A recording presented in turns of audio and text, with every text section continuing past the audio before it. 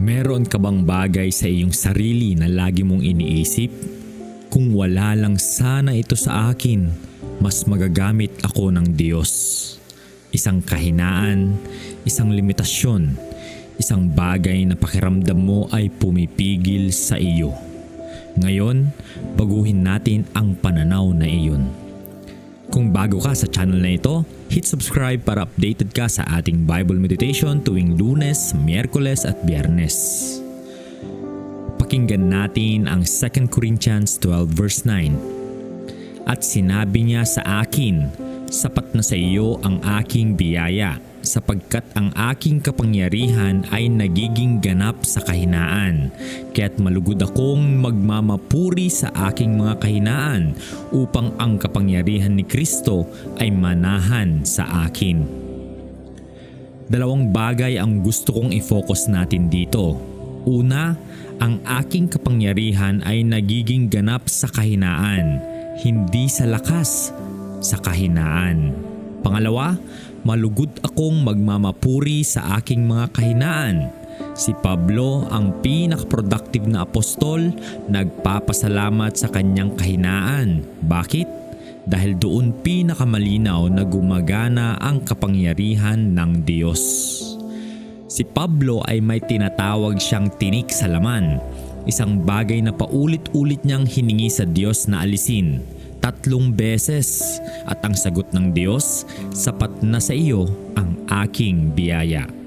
Ibig sabihin, hindi laging tinatanggal ng Diyos ang ating mga kahinaan.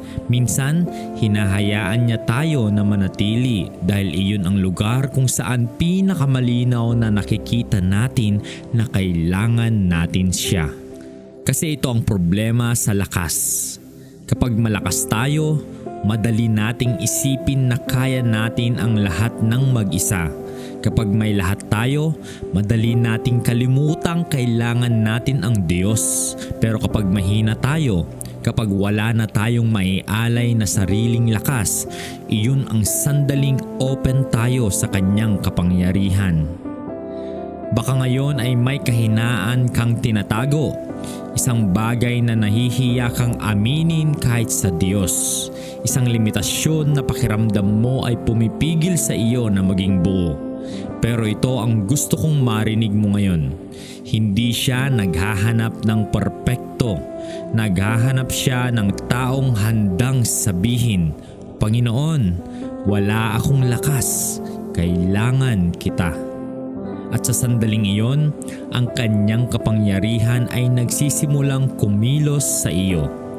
Sa susunod na maramdaman mo ang iyong kahinaan, huwag itong itago, huwag itong ikahiya.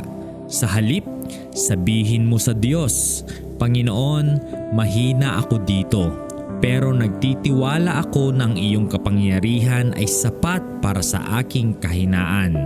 Iyon ang pagbabago ng pananaw mula sa kahinaan bilang hadlang patungo sa kahinaan bilang lugar kung saan nagtatrabaho ang Diyos ng pinakamalinaw.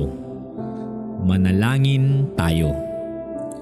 Panginoon, marami kaming mga kahinaan na alam mo, mga bagay na nahihiya kaming aminin, mga limitasyong pakiramdam namin pumipigil sa amin.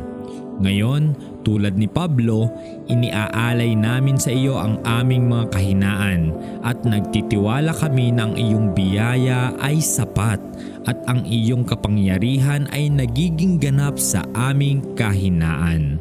Sa pangalan ni Jesus, Amen. Tandaan, ang iyong kahinaan ay hindi hadlang sa Diyos. Iyon mismo ang lugar kung saan pinakamalinaw na nagtatrabaho ang kanyang kapangyarihan. I-share mo ito sa isang taong nahihiya sa kanilang kahinaan ngayon. Mag-subscribe sa Voice of Hope. May bagong Bible meditation tuwing Lunes, Miyerkules at Biyernes. Hanggang sa muli, mahal kayo ng Diyos.